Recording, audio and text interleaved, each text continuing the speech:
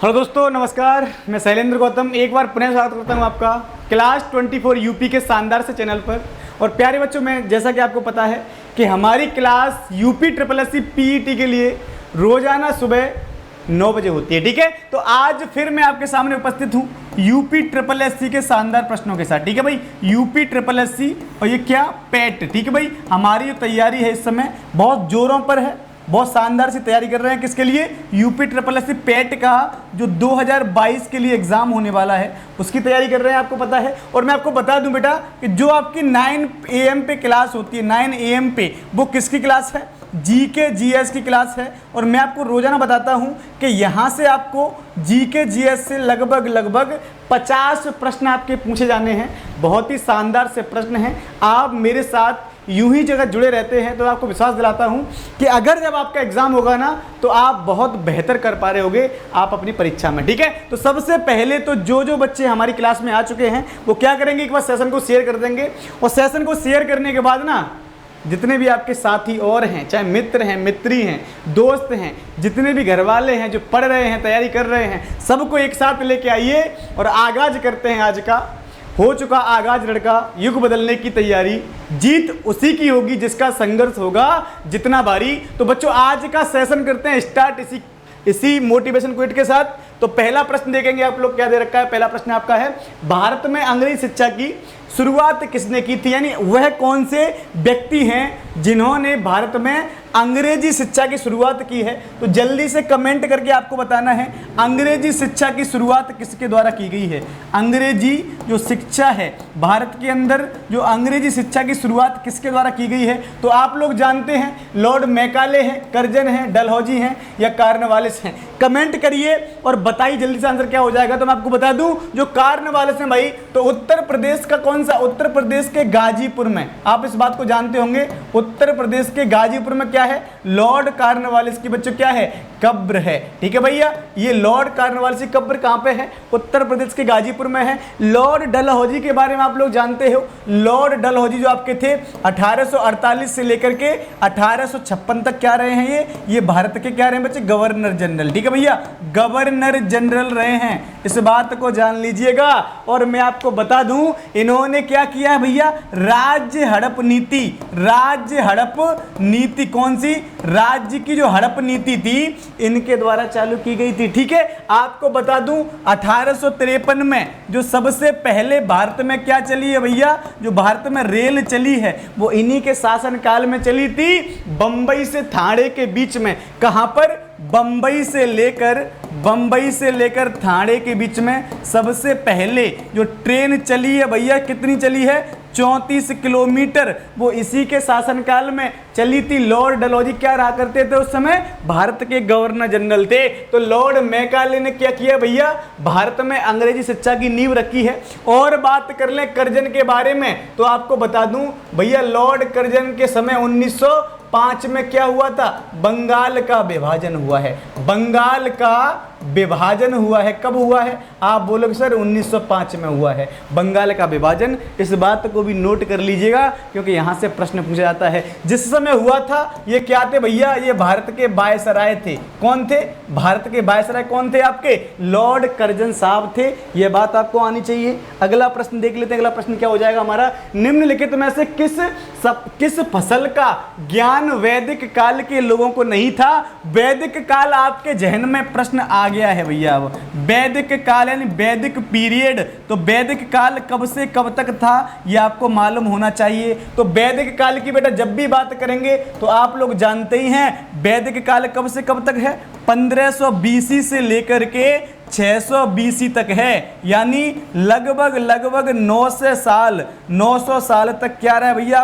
आपका वैदिक काल रहा है। वैदिक काल को दो भागों में बांटते हैं। एक आपका कौन सा था? पूर्व वैदिक काल भैया। कौन सा? पूर्व वैदिक काल है, पूर्व वैदिक काल है। और दूसरा क्या है भाई? उत्तर वैदिक काल है। कौन सा है? उत्तर वैदिक काल है। इस बात को भी ध्यान रखिएगा। पूर्व वैदिक काल और उत्तर वैदिक काल। आप जानते हो कि वैदिक कालीन लोग वेद पढ़ते थे, वैदिक कालीन लोग पुराण पढ़ते थे, वैदिक कालीन लोग उपनिषद पढ़ते थे, तो उनको बेटा तंबाकू की जानकारी नहीं थी, ध्यान रखिएगा। तो तंबाकू के बारे में कोई जानकारी नहीं है। वो चावल खाते थे और चावल को क्या बोलते थे? ब्रीही बोलते थे भैया, ब्रीही। चावल को क्या बोलते थे? ब्रीही बोलते थे। बेटा एक आपका जौ भी था, जौ को क्या बोलते थे? यब बोलते थे, ध्यान रखिएगा। और आप जानते हैं इस प्रकार के प्रश्न ना आपकी परीक्षा में अक्सर पूछ लिए जाते हैं। जब प्रश्न आएगा ना तो मेरा ऐसा विश्वास है आपको मैं याद जरूर आऊँगा और आप सोचोगे शैलेंद्र सर जो कहते थे ना कि भैया प्रश्न आएगा पढ़ लो, लेकिन हम पढ़ते नहीं थे और सर ने जो कहा वहीं से प्रश्न छप गया है भैया। तो इन प्रश्नों को ध्यान रखिएगा भाई, यहाँ से प्रश्न आपकी परीक्षा में जरूर पूछा जाएगा। ठीक है भाई, वैदिक काल से। अगला प्रश्न देख लेते हैं, लोहे में जंग लगने का मुख्य कारण क्या है? यानी जो आपका लोहा होता है बच्चों, जिसको आयरन बोलते हैं, जो आपका लोहा है जिसको आयरन बोलते हैं, तो लोहे में जो जंग लगती है वो किस कारण से लोहे में जंग लग जाती है? तो मैं आपको बताता हूं। अगर क्या हो बेटा, लोहे में क्या मिला दिया जाए? क्या क्या मिल जाए? ऑक्सीजन मिल जाए और क्या मिल जाए भैया? और पानी मिल जाए, जल मिल जाए। हाइड्रोजन की बात कर लेते ये मिल जाए तो क्या लग जाती है? जंग लग जाती है। ठीक है भैया, जंग लग जाती है। अब विकल्प देख लेते हैं भैया, ऑक्सीजन दे रखा है, ऑक्सीजन दे रखा है, हाइड्रोजन दे रखा है, नियोन दे रखा है, नाइट्रोजन दे रखा है, जल नहीं दे रखा कहीं पर। तो ध्यान रखिए क्या हो जाएगा? ऑक्सीजन हो जाएगा। ठीक है, तो ये आपका राइट आंसर हो जाएगा। जब भी लोहे में क्या हो भैया, जब भी लोहे में क्या हो, जो आपका लोहा है उसमें अगर उसका संपर्क ऑक्सीजन से करा दिया जाए तो इसमें क्या लग जाएगी? इसमें जंग लग जाएगी। इसीलिए अगर आपके पास लोहे की कोई भी वस्तु है तो उसको भैया क्या करना है? उसको पानी में मत डालिएगा, उसको ऑक्सीजन के संपर्क में मत लाइएगा, नहीं तत्काल जंग लग जाएगी कुछ ही दिनों में। इस बात को ध्यान रखिएगा। ठीक है भाई, अक्सर बच्चे कमेंट करते रहते हैं, कमेंट भैया किया करो। हर प्रश्न पे आपको कमेंट करना है, हर प्रश्न का आपको जवाब देना है। जब आप जवाब करते हो ना तो मुझे पता है आपका कॉन्फिडेंस बढ़ता है। आप सोचते हो कि हाँ भैया आज हमने जो पढ़ा है वो सच में मज़ेदार पढ़ा है, एकदम शानदार से मज़ा ही आ गया है। ठीक है भाई, तो जितने बच्चे हैं क्लास को एक बार शेयर कर दो। सब बच्चे मिलकर क्या करेंगे भाई? क्लास को शेयर कर देंगे, जिससे और भी जो विद्यार्थी हैं वो आपके साथ भैया जुड़ जाएं। शानदार तरीके का सेशन चल रहा है और इस सेशन को ना आपको कभी भी हल्के में नहीं लेना है, शानदार सा सेशन है। ठीक है, अगला प्रश्न पे चलते हैं। अगला प्रश्न क्या हो जाएगा? 1885 में भारतीय राष्ट्रीय कांग्रेस के पहले अधिवेशन की अध्यक्षता किसने की है? सबसे पहली बात तो इंडियन नेशनल कांग्रेस के बारे में पूछा गया है। इंडियन नेशनल कांग्रेस की बात कर रहा है तो भैया लिख लो, इंडियन नेशनल कांग्रेस जो है जिसको भारतीय राष्ट्रीय कांग्रेस बोलते हैं, इसके बारे में ध्यान रखना बच्चों। 1885 में क्या हुआ है? 1885 में इसकी स्थापना हुई है। स्थापना हुई है, कहाँ पर हुई है बच्चों? तो बम्बई में हुई है। बम्बई में कहाँ पर? गोकुलदास तेजपाल संस्कृत कॉलेज है भैया। तेजपाल संस्कृत कॉलेज में इसकी क्या हुई है? स्थापना हुई है। संस्कृत कॉलेज में पहला अधिवेशन भी यहीं पर हुआ था, ध्यान रखिएगा। अध्यक्ष कौन है पहले? WC बनर्जी हैं। WC बनर्जी कौन है? अध्यक्ष हैं। इसके संस्थापक कौन थे आपसे पूछ सकता है, तो संस्थापक कौन है भैया? इसके संस्थापक हैं A.O. ह्यूम हैं। A.O. ह्यूम हैं बेटा। ये क्या थे? एक असैनिक अधिकारी थे। तो बताओ इसमें क्या दे रखा है? तो आप बोलोगे सर आपने बताया है इसमें WC बनर्जी, तो दे रखे हैं। इनका पूरा नाम क्या है? व्योमेश चंद्र बनर्जी है। क्या है? व्योमेश चंद्र बनर्जी हो जाता है इनका पूरा नाम। तो इस बात को ध्यान रख लेना भैया। तो आप जानते हो ना ये क्या थे? ये कांग्रेस के प्रथम अध्यक्ष हैं। कांग्रेस के प्रथम अध्यक्ष कौन है? आपके WC बनर्जी हैं। दादा भाई नौरोजी क्या है भैया? कांग्रेस के दूसरे अध्यक्ष हैं, द्वितीय अध्यक्ष। इस बात का ध्यान रखिएगा भैया, द्वितीय अध्यक्ष हो जाएंगे। कांग्रेस के बच्चों क्या? प्रथम मुस्लिम अध्यक्ष कौन है? बदरुद्दीन तैयब जी। पहले मुस्लिम अध्यक्ष कौन हो जाते हैं? पहले मुस्लिम अध्यक्ष कौन हो जाएंगे? बदरुद्दीन तैयब जी हैं। अगर जॉर्ज यूले की बात करें तो प्रथम अंग्रेज अध्यक्ष हैं। ये कौन है बेटा? प्रथम ब्रिटिश अध्यक्ष कह लो या पहले अंग्रेज अध्यक्ष कह लो, अंग्रेज अध्यक्ष। इस बात को भी आप लोग ध्यान रखिएगा। तो ये प्रश्न आपसे जब भी पूछे जाएं आप लोग इनको नोट कर लीजिए और शानदार से तरीके से इनका जवाब दे दीजिएगा, जिससे आपको कोई बाद में असुविधा ना हो भैया, जिससे आपको कोई समस्या ना हो। बात समझ में क्लियर एकदम आ गई होगी। अगर आ गई है तो आगे बढ़ जाते हैं, आगे बढ़ के और प्रश्नों को पढ़ लेते हैं। अगला प्रश्न देख लो, वायु प्रदूषकों का विश्वसनीय संकेतक क्या है? यानी जो आपके वायु प्रदूषक होते हैं, वायु प्रदूषक, वायु जो प्रदूषक होते हैं उनका संकेतक क्या होता है बताइएगा बच्चों। फर्न और साइकस होता है, हरे शैवाल और लिवरवर्त होता है, नीम और समुद्र शोक होता है, या लाइकेंस और मोम होता है। बताइए वायु प्रदूषकों का विश्वसनीय संकेतक क्या होता है, आपको यह बात बतानी है। जल्दी से मुझे कमेंट करके आपको यह बताना है राइट आंसर क्या हो जाएगा। जल्दी से मेरे भाई बताइए इसको, राइट आंसर आपका क्या होना चाहिए। जल्दी से कमेंट करेंगे और मुझे बताने वाले हैं भाई आप लोग, जल्दी से बताइए क्या होता है। तो आप बोलेंगे सर लाइकेंस और मोम होता है। क्या लाइकेंस और मोम होता है, तो D will be the correct answer हो जाएगा। ठीक है, अगला प्रश्न देख लेते हैं। अगला प्रश्न क्या हो जाएगा, सब्जियों को धोने से कौन सा विटामिन निकल जाता है। आप लोग ना, मुझे पता है आप लोग क्या करते हो, आप लोग करते हो सब्जी जैसे ही लाए और रगड़ा मार दिया, पानी के साथ धो दिया। भैया जैसे ही सब्जी को धो दोगे ना आप, सब्जी को धुलते ही कौन सा विटामिन, विटामिन सी निकल जाता है भैया। विटामिन सी क्या होता है, इसको क्या बोलते हैं बच्चे, विटामिन सी को क्या बोलते हैं, एस्कॉर्बिक एसिड बोलते हैं। एस्कॉर्बिक एसिड बोलते हैं भैया, इसको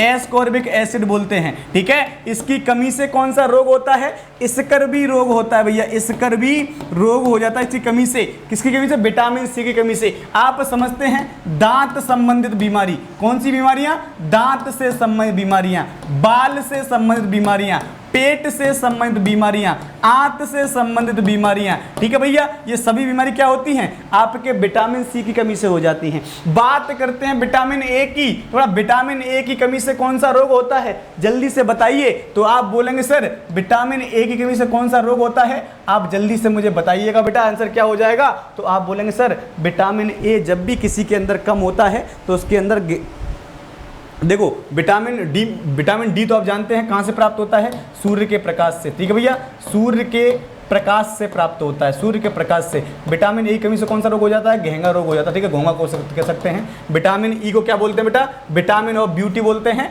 यानी सुंदरता का विटामिन बोलते हैं। किसका, सुंदरता का विटामिन, सुंदरता का विटामिन बोला जाता है विटामिन ई को। इसका भी ध्यान रखिएगा आप, आपसे पूछ लेता है विटामिन ऑफ ब्यूटी कौन सा है, तो विटामिन ई क्या हो जाता है आपका, सुंदरता का विटामिन कहलाता है। अगला प्रश्न देख लेंगे भैया आप, निम्न में से कौन अधिकतम ध्वनि प्रदूषक है, यानी ऐसा कौन सा है जिससे बहुत ज्यादा ध्वनि निकलती है, जिसको चिल्लाने से बहुत ध्वनि निकलती है। बताओ भाई, पॉप गीत। आप बोलो सर ये नहीं हो सकता, क्योंकि जो आपके पॉप गीत होते हैं वो क्या है, लोग बड़े शांतिपूर्वक सुनने जाते हैं। जब भी किसी व्यक्ति का मन क्या है, विचलित हो रहा हो ना, तो वो पॉप सुनने चले जाते हैं, पॉप गीत। हमारे देश में इसकी परंपरा इतनी प्रचलित नहीं है, लेकिन दुनिया के जितने भी बड़ा क्या है, पश्चिमी दुनिया के देश हैं, उसमें चाहे इंग्लैंड हो, चाहे आपका फ्रांस हो, जर्मनी हो, अमेरिका हो, ब्राज़ील हो, ये सभी में क्या है, पॉप गीत, पॉप संगीत सुनाए जाते हैं। तो ये क्या है, ध्वनि प्रदूषक तो नहीं हो सकता है। बात करें बेटा, जो निर्वाचन सभाएं होती हैं वो भी नहीं होती, क्योंकि निर्वाचन सभाओं में बहुत से लोग बैठते हैं,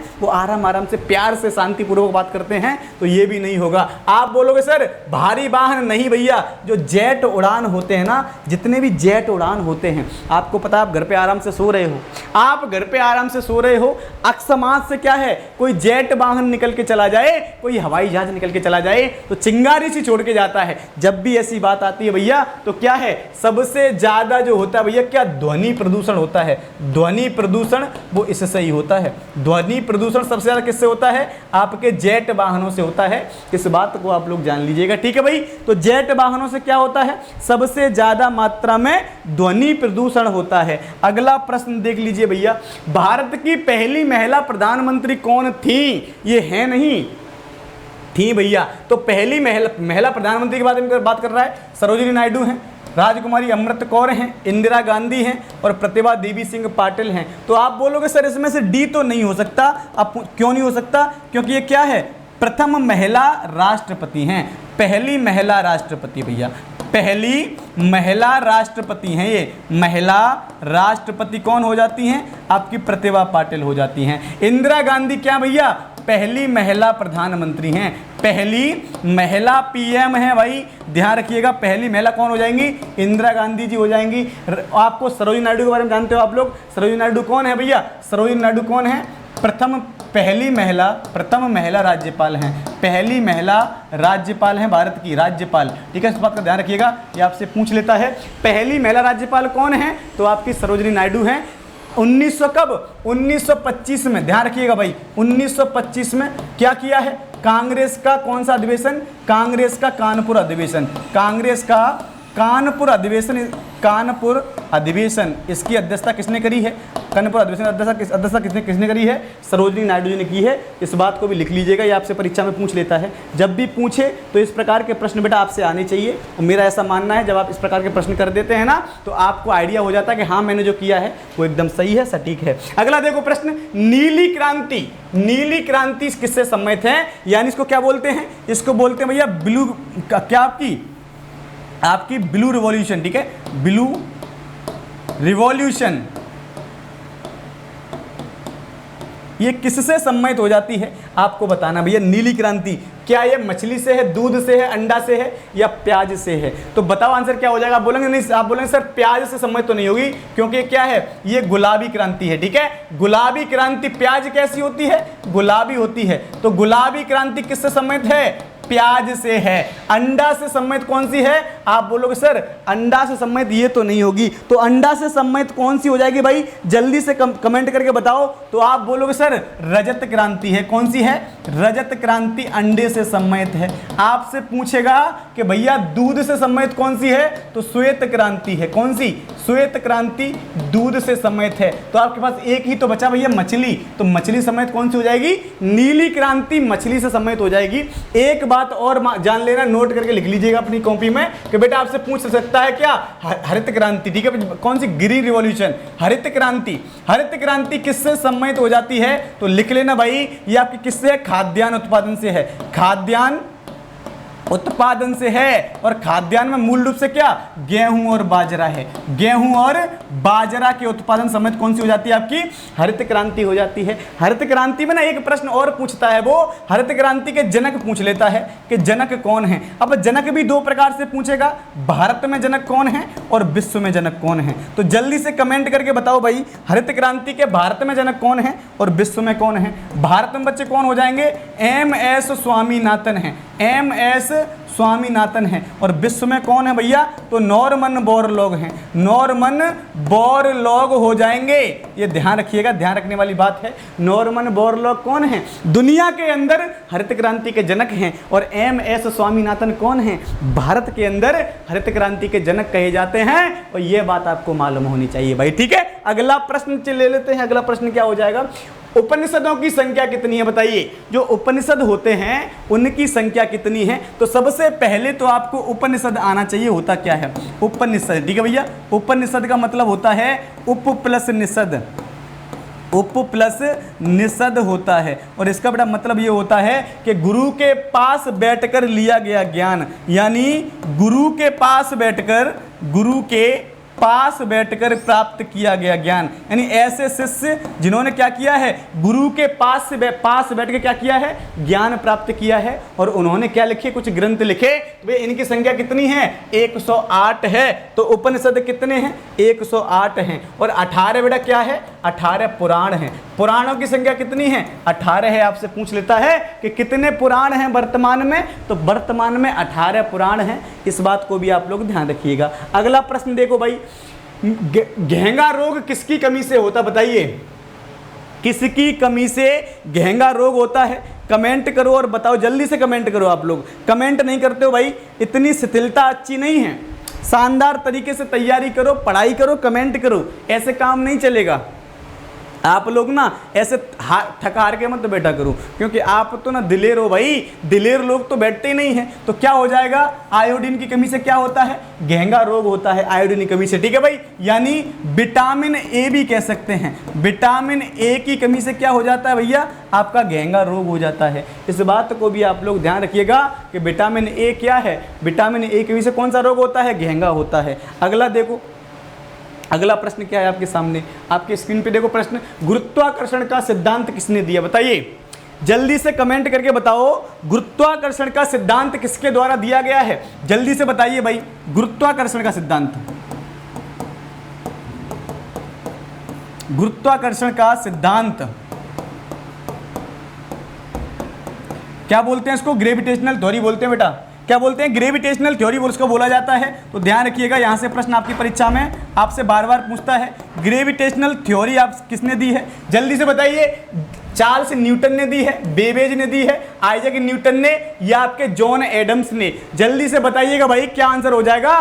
क्या आपसे पूछा गया है कि गुरुत्वाकर्षण का सिद्धांत किसने दिया? मान के चलिए बेटा आपको बात बताएं, एक छोटी सी कहानी है, छोटी सी कहानी है और आपको सुनानी है। सुनानी क्या है? मान के चलिए यहाँ पर क्या है, आम लगा हुआ है, ये आम है, आपने देखा होगा ये आम टूट के नीचे ही क्यों गिरता है, जमीन पर क्यों गिरता है, ऊपर क्यों नहीं जाता, ये बता सकते हो क्या आप लोग? यानी पेड़ से कोई आम टूटा और नीचे आके गिर पड़ा, इसका मतलब क्या होता है भाई, नीचे ही क्यों गिर पड़ा है? तो आपको एक बात बता दूं, एक दिन बेटा क्या हुए, कौन थे, जो आइजैक न्यूटन साहब थे, इनके बारे में बेटा एक छोटी सी कहानी है कि जो आइजैक न्यूटन है ना, आइजैक न्यूटन अपने कमरे में शांतिपूर्वक बैठे हुए थे अपनी विंडो के पास में। तो हुआ क्या, एक छोटी सी कहानी ये है, विंडो के पास में बैठ के देख रहे थे कि एक पेड़ से ना बार बार क्या गिर रहा है, कोई फल गिरता है और नीचे गिर जाता है, ऊपर से गिरा और नीचे आ गया, ऊपर से गिरा और नीचे आ गया,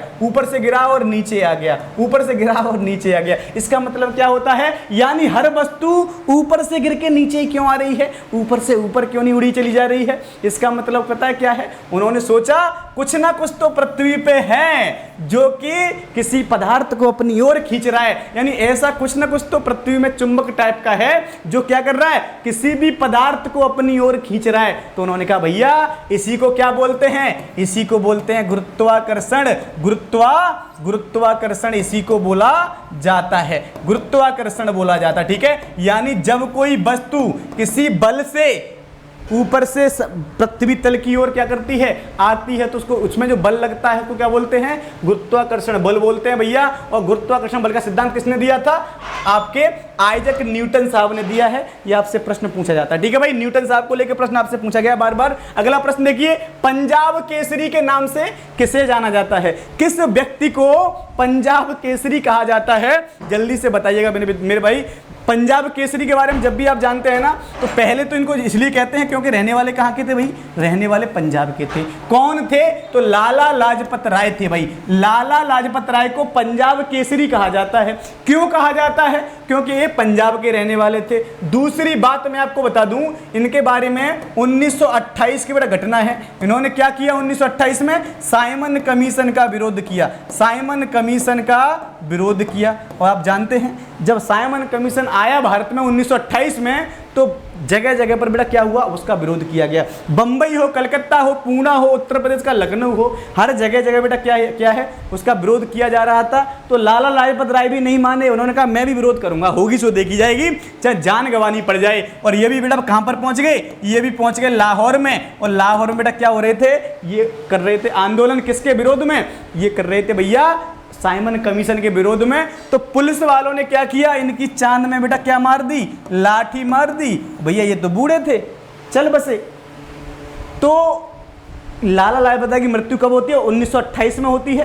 किसके दौरान, साइमन कमीशन के दौरान। इन्होंने बेटा एक बहुत अच्छी बात कही थी लाला लाजपत राय ने, कि मेरे सिर पर पड़ी एक एक लाठी, मेरे सिर पर पड़ी एक एक लाठी अंग्रेजों के लिए ताबूत में कील सिद्ध होगी। और हो गई थी कब, 1947 में, 1947 में। आप जानते हो कि किसको, ब्रिटिश सरकार को भारत से भागकर जाना पड़ा था, ब्रिटिश सरकार को भारत से भागकर जाना पड़ा था। इस बात को आप जानते कि नहीं जानते हैं?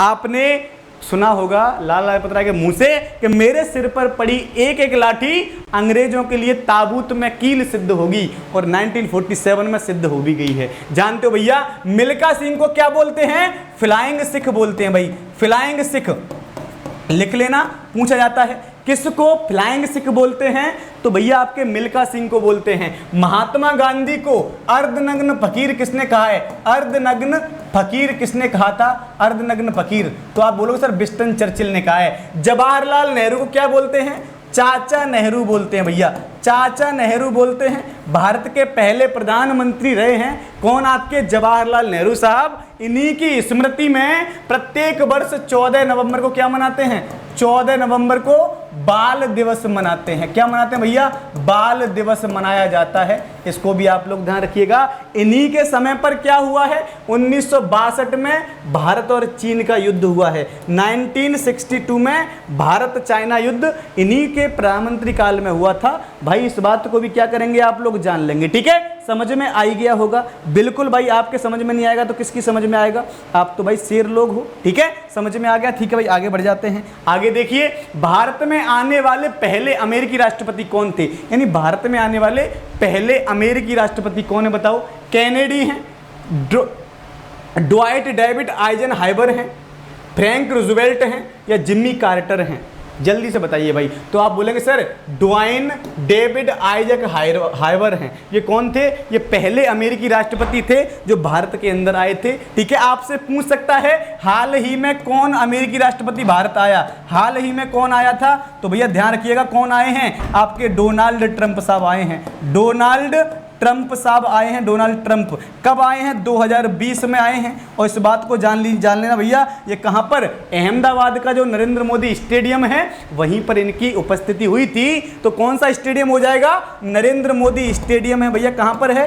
अहमदाबाद में है। नरेंद्र मोदी स्टेडियम कहाँ पर हो जाएगा मेरे भाई? स्टेडियम हैदराबाद, किसमें? आपके अहमदाबाद में है। इस बात को भी आप लोग जान लीजिएगा। ठीक है, अगला प्रश्न देख लेते हैं। अगला प्रश्न क्या है? अमेरिका की पहली महिला उपराष्ट्रपति कौन है बताइए? अमेरिका की पहली महिला उपराष्ट्रपति कौन है? तो आप बोलो भैया ये तो कमला हैरिस हैं। कमला हैरिस हैं। और ये कौन है भैया? भारतीय मूल की हैं।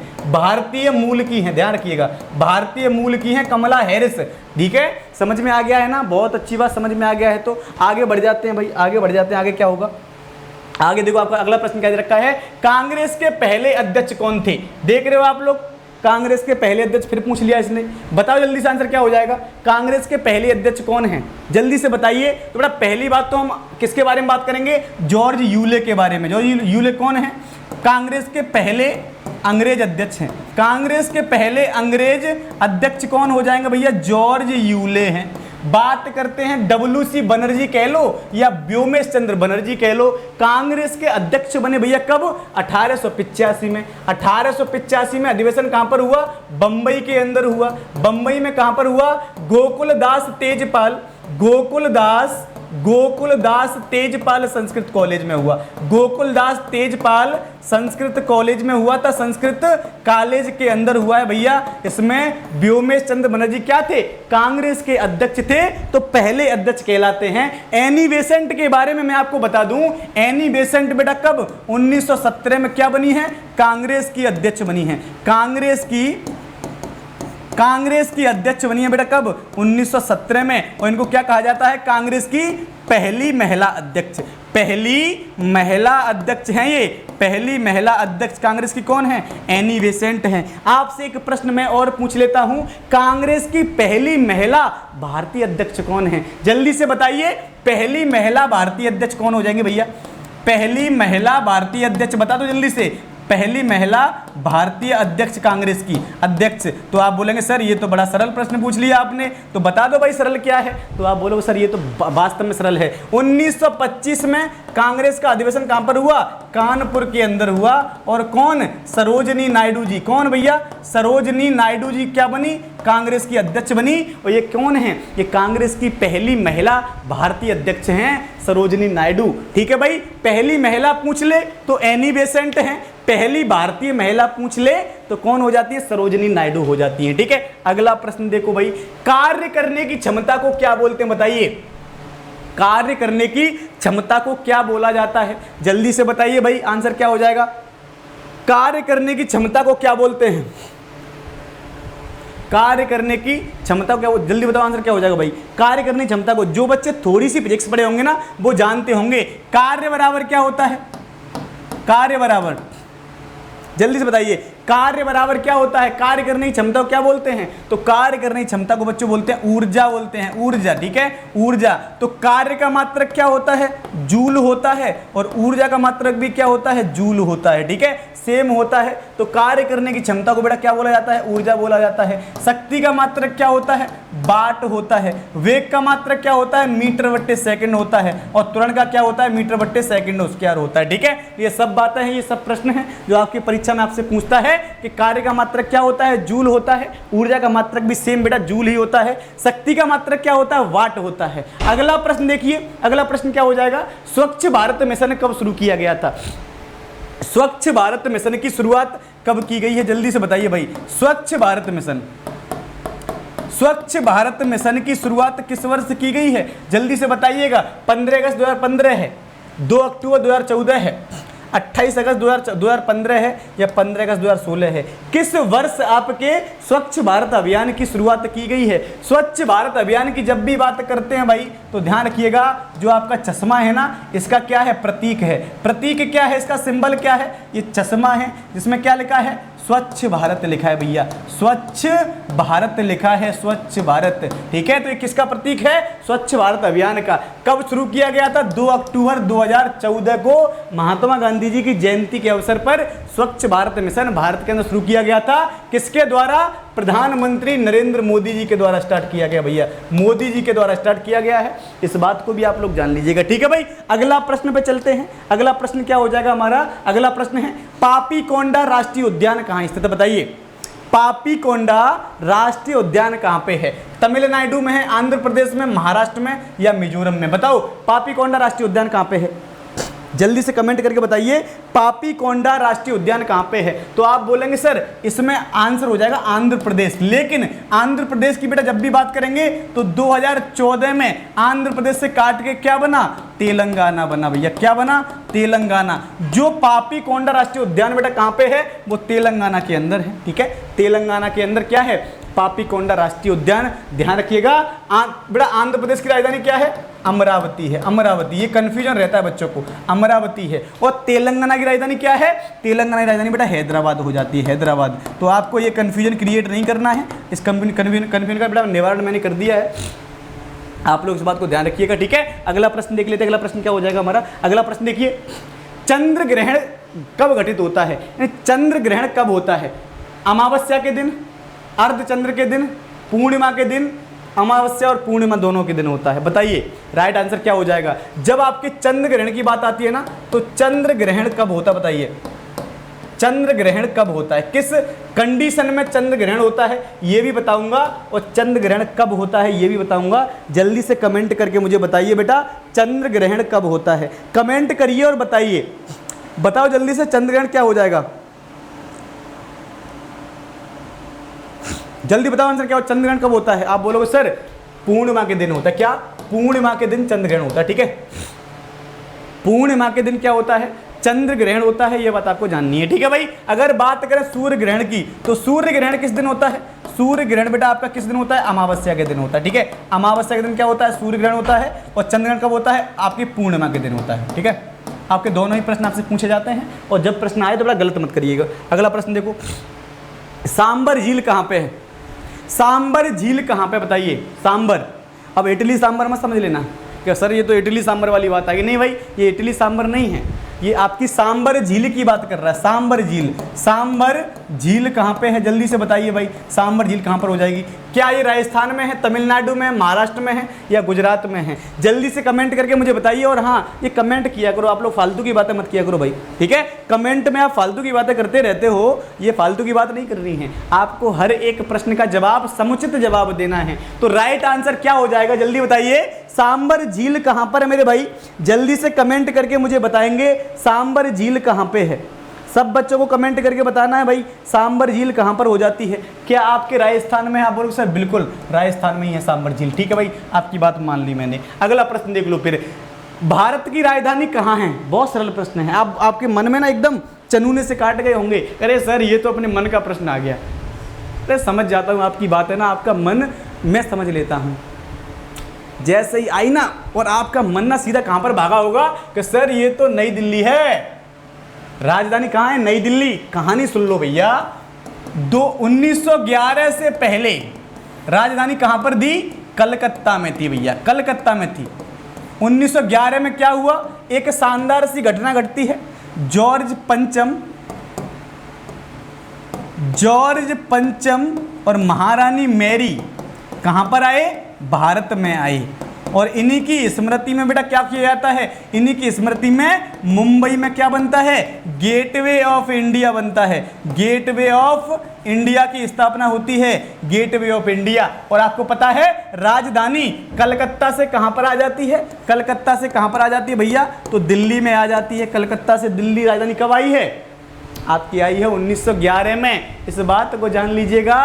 तो वर्तमान में कैपिटल क्या है भाई, आपकी दिल्ली है, 1911 में बनी थी। मैसूर को वर्तमान में क्या बोलते हैं, कर्नाटक बोलते हैं। आपसे पूछ लेता है प्रश्न, ठीक है भाई, कर्नाटक बोलते हैं। इंदौर क्या है भैया, ये विश्व का सबसे स्वच्छ शहर है, विश्व का सबसे स्वच्छ शहर है भैया, सबसे स्वच्छ शहर है, स्वच्छ शहर है भैया। कौन सा, इंदौर है। और कहां पर है, मध्य प्रदेश में है। ठीक है, आप बंगलुरु के बारे में जानते हैं, बंगलुरु जल्दी से मुझे कमेंट करके बताओ, जो बंगलुरु है, बंगलुरु कहां की राजधानी है, कहां की कैपिटल बंगलुरु है, जल्दी मुझे कमेंट करके बताओ। सभी लोगों को कमेंट करना है भाई, जल्दी से कमेंट करिए, बंगलुरु कहां की राजधानी हो जाती है, जल्दी से बताइएगा आंसर क्या हो जाएगा। अगला प्रश्न देखो, जिम कॉर्बेट नेशनल पार्क कहां पर, बताइए जिम कॉर्बेट नेशनल पार्क कहां पर हो जाता है, उत्तराखंड में है, पश्चिम बंगाल में है, नागालैंड में है, कर्नाटक में है। सबसे पहली बात आप ये जान लो कि उत्तराखंड बेटा कब 2011 में क्या हुआ है, 2000 में उत्तराखंड का बेटा क्या हुआ था, गठन हुआ था। और किससे काटकर बनाया गया था, उत्तर प्रदेश से काटकर। पहले जिम कॉर्बेट नेशनल पार्क कहां पर था, उत्तर प्रदेश में था, ध्यान रखिएगा। ठीक है, पहले कहां पर था भैया, ये उत्तर प्रदेश में था। स्थापना कब हुई है, स्थापना कब हुई है इसकी, जिम कॉर्बेट की बेटा स्थापना कब हुई है, 1936 में हुई है। 1936 में क्या हुई है बेटा, इसकी स्थापना हुई है, आप जानते हैं। लेकिन वर्तमान में ये कहां पर है, उत्तराखंड में है। और उत्तराखंड के बारे में आप जानते ही हैं, कब बना है, ये आपका 2011 वर्ष 2000 में बना है। ठीक है, उत्तराखंड कब बनता है, वर्ष 2000 में बनता है। ठीक है भाई, अगला प्रश्न देख लेते हैं। अगला प्रश्न क्या हो जाएगा, वर्तमान भारत में कुल कितने उच्च न्यायालय हैं, हाई कोर्ट कितने हैं भारत के अंदर, बताइए। भारत के अंदर कुल कितने हाई कोर्ट हो जाते हैं, आपको कमेंट करके बताना है भाई, कुल कितने हाई कोर्ट हैं भारत में, भारत में कुल कितने हाई कोर्ट हैं। तो सबसे पहले तो हाई कोर्ट के बारे में जान लो भाई। हाई कोर्ट के बारे में जानेंगे तो कौन सा आर्टिकल है, आर्टिकल 214 में किसका उल्लेख है, आपके उच्च न्यायालय का उल्लेख है। ठीक है, आपके सुप्रीम कोर्ट की बात करें भाई, सुप्रीम कोर्ट की, तो सुप्रीम कोर्ट जो आपका सर्वोच्च न्यायालय है किस में है, आर्टिकल 124 में है। आर्टिकल 124 में क्या है, सुप्रीम कोर्ट का उल्लेख है। भारत के अंदर कितने हाई कोर्ट है भैया, हाई कोर्ट आपके 25 हैं। और सुप्रीम कोर्ट कहां पर है, दिल्ली में है, दिल्ली में सुप्रीम कोर्ट है भैया। इसमें कुल जज कितने हैं, सुप्रीम कोर्ट में कुल जज कितने हैं, तो 34 हैं भाई, यानी एक मुख्य न्यायाधीश होता है और 33 अन्य न्यायाधीश होते हैं। तो 34 न्यायाधीश कितने कहां पर हैं, इस समय सुप्रीम कोर्ट के अंदर हैं, सर्वोच्च न्यायालय के अंदर है, ध्यान रखिएगा। ठीक है भाई, अगला प्रश्न जान लेते हैं। अगला प्रश्न क्या है, एक अश्वशक्ति में कितने वाट होते हैं, यानी एक हॉर्स पावर में, एक हॉर्स पावर की बात पूछ रहा है। एक हॉर्स पावर यानी जो एक घोड़ा होता है उसमें कितनी शक्ति होती है, कितने वाट की शक्ति होती है, बताइए जल्दी से। एक घोड़े के अंदर कितनी शक्ति होती है, एक हॉर्स पावर में कितनी शक्ति होती है, तो जानते हैं 746 वाट होती है भैया, 746 वाट। लेकिन ऐसा मत करना कभी कि अपने आसपास से घोड़ा पकड़ के ले आओ और उसकी नाक में प्लग लगा दो कि भैया इसके अंदर तो बिजली आ ही रही है। ऐसे नहीं कहते हैं, ऐसा मत करना कि सीधा भैया क्या करो, समरसेबल की केबल लेके उसके नाक में घुस दो कि अभी तुरंत समरसेबल चल जाएगी, नहीं चल पाएगी। वो उसके अंदर जो शक्ति है ना, जो ऊर्जा का मूल्यांकन उसके एनर्जी से किया जाता है, उसके भागने दौड़ने की शक्ति से किया जाता है, इसलिए क्या बोलते हैं 746 वाट हैं। ठीक है भाई, तो क्या हो जाएगा, A will be the correct answer. अगला प्रश्न देखो, अगला प्रश्न क्या हो जाएगा भाई, हाल ही में किस राज्य में देश का पहला ग्रेन एटीएम स्थापित किया गया है, देश के अंदर पहला ग्रीन एटीएम कह सकते हैं, ग्रेन एटीएम भाई, पहला ग्रेन एटीएम कहां पर स्थापित किया गया है, जल्दी से बता दीजिए।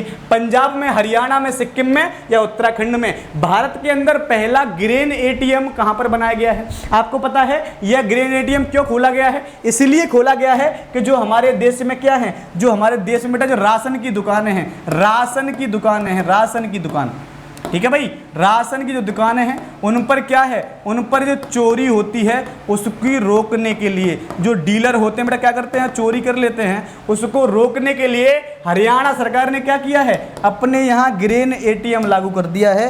ग्रेन एटीएम क्या है, स्कीम लागू की है, जिससे क्या होगा, वहाँ पर बेटा वो क्या करने वाले हैं, अपने यहाँ जो अनाज की दुकानें होती हैं, जो क्या होते हैं, जो राशन की दुकानें होती हैं वहाँ पर जो राशन वितरण करने वाले लोग होते हैं वहाँ उस चोरी को रोका जा सके, ठीक है। ऐसी व्यवस्था भारत के हर राज्य में होनी चाहिए, क्योंकि राशन की दुकानें हर जगह हैं और चोरी के मामले तो आते ही रहते हैं, ठीक है भाई। तो ये व्यवस्था सही होनी चाहिए, यह व्यवस्था क्या होनी चाहिए बेटा, खत्म होनी चाहिए देश के अंदर से। अगला प्रश्न देख ले वो भैया, प्रधानमंत्री को शपथ कौन दिलाता है, बताइए।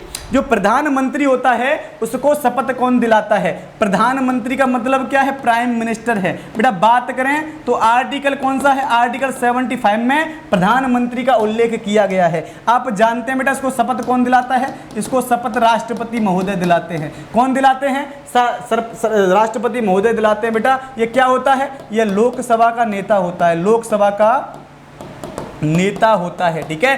भारत का बेटा क्या होता है, भारत जो भारत की कार्यपालिका है, भारत की कार्यपालिका का वास्तविक प्रधान होता है, ठीक है।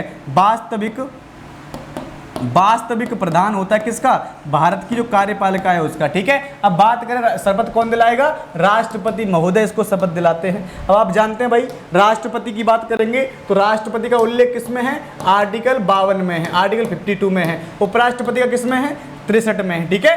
बात कर लेते हैं भैया राष्ट्रपति को शपथ कौन दिलाता है, बताइए जल्दी से बताइए, राष्ट्रपति को शपथ कौन दिलाता है? आपका आंसर क्या होना चाहिए? तो आप बोलेंगे सर सर्वोच्च न्यायालय का मुख्य न्यायाधीश दिलाता है। प्रतिवर्ष विश्व पोलियो दिवस कब मनाते हैं, बताइए। प्रतिवर्ष विश्व पोलियो दिवस कब मनाते हैं? 23 अक्टूबर है, 24 अक्टूबर है, 25 अक्टूबर या 26 अक्टूबर? किस वर्ष विश्व पोलियो दिवस मनाया जाता है? तो 24 अक्टूबर को क्या मनाते हैं, विश्व पोलियो दिवस मनाया जाता है। कब मनाते हैं भाई, ये आपका मनाते हैं प्रतिवर्ष 24 अक्टूबर को विश्व पोलियो दिवस मनाते हैं। और अब हमारे देश के अंदर से क्या है, अधिकांशतः बेटा यहाँ से पोलियो के केसेस खत्म हो गए हैं। उड़ीसा की राजधानी क्या, बताइए। उड़ीसा की राजधानी क्या है? जब भी आप भारत की बात करते हैं मेरे भाई, जब भी आप भारत की बात करते हैं ना, तो भारत के बारे में आप थोड़ा सा जान लीजिए, छोटा सा। ये क्या है आपका, ये आपका प्यारा भारत, न्यारा भारत है भैया। और भारत के अंदर ये वाला राज्य कौन सा है, ये वाला राज्य उड़ीसा है, ठीक है भाई। ये वाला राज्य कौन सा है, उड़ीसा है। उड़ीसा में आप जानते हैं, आपको क्या जानना है, आपका उड़ीसा में क्या है, उड़ीसा के अंदर बेटा जो राजधानी है भुवनेश्वर, वो भुवनेश्वर राजधानी किसकी है, भुवनेश्वर राजधानी बेटा उड़ीसा की है, आपसे पूछा गया है। तो आप ध्यान रखिएगा, जो राजधानी क्या है, भुवनेश्वर किसकी है, उड़ीसा की राजधानी हो जाती है, ठीक है। इसके अंदर मैं आपको एक बात और बता दूं, उड़ीसा के पुरी में क्या है, उड़ीसा के अंदर जो पुरी है वहां पर जगन्नाथ मंदिर है। आपसे पूछ लेता है कि जगन्नाथ मंदिर कहां पर है, तो उड़ीसा के पुरी में क्या है, जगन्नाथ मंदिर है। यह बात भी आप लोग ध्यान रखिएगा, ठीक है भाई। उड़ीसा में कौन सी नदी बहती है, महानदी बहती है, महानदी। बड़ा इसी महानदी पर कौन सा बांध बनाया गया है, जल्दी से कमेंट करके मुझे आंसर देना है आपको। इसी महानदी पर कौन सा बांध है, क्या वो हीराकुंड बांध है या आपका भांकड़ा नागल बांध है? तो आप बोलेंगे सर कौन सा है, हीराकुंड बांध किस पर बनाया गया है, महानदी पर बनाया गया है, जो भारत का सबसे लंबा बांध हो जाता है। अगला प्रश्न देख लो, आईसीसी पुरुष विश्व कप 2021 का खिताब किसने जीता बेटा? ये T20 वर्ल्ड कप है, ठीक है, T20 वर्ल्ड कप है। T20 वर्ल्ड कप का खिताब किसने जीता है? तो आप क्या कह देंगे सर ये तो ऑस्ट्रेलिया ने जीता। क्या किसने जीता है? ऑस्ट्रेलिया के द्वारा यह खिताब जीता गया। कौन सा? T20 वर्ल्ड कप का खिताब किसने जीता है? ऑस्ट्रेलिया ने जीता है। आप लोग ध्यान दीजिएगा, ठीक है भाई। यहां से प्रश्न आपको पूछ लेता है। अगला प्रश्न पे चलते हैं। अगला प्रश्न क्या है? अगला प्रश्न है अलमट्टी बांध किस नदी पर स्थित है? जल्दी से बताओ कमेंट करके। और हाँ, ये आपको बता दूं, आप लोग थोड़ा कमेंट करते रहा करो। ये प्रश्न बेटा क्या है, आपके लिए होमवर्क के लिए प्रश्न है। ये किसके लिए है? होमवर्क के लिए प्रश्न है, यानी आपको होमवर्क करना है, ठीक है। इस प्रश्न का आंसर मुझे क्या करना है, कमेंट बॉक्स में देना है और आपको बताना है मेरी क्लास कैसी लगी आपको, ठीक है। यानी आज शनिवार सुबह मॉर्निंग में 9 AM आपको क्या ले रहे हैं, 9 AM पे आपकी क्लास किसकी होती है? रोजाना आपकी रोजाना क्लास होती है बेटा किसकी? जीके जीएस की यूपीट्रिपलएससी पीईटी के लिए, ठीक है। तो आपको आंसर किसका देना है, इसका देना है। साथ ही साथ आपको बताना है मेरी क्लास आपको कैसी लगी और आपको किस प्रकार के क्वेश्चन और पढ़ने हैं, आपको मुझे बताते रहना है, ठीक है भाई। तो आज के लिए बस इतना ही, विदा लेता हूं आपसे। मिलता हूं फिर सोमवार को सुबह 9 बजे जीके जीएस के शानदार से सेशन में। जब तक नमस्कार, धन्यवाद, राधे राधे, जय हिंद।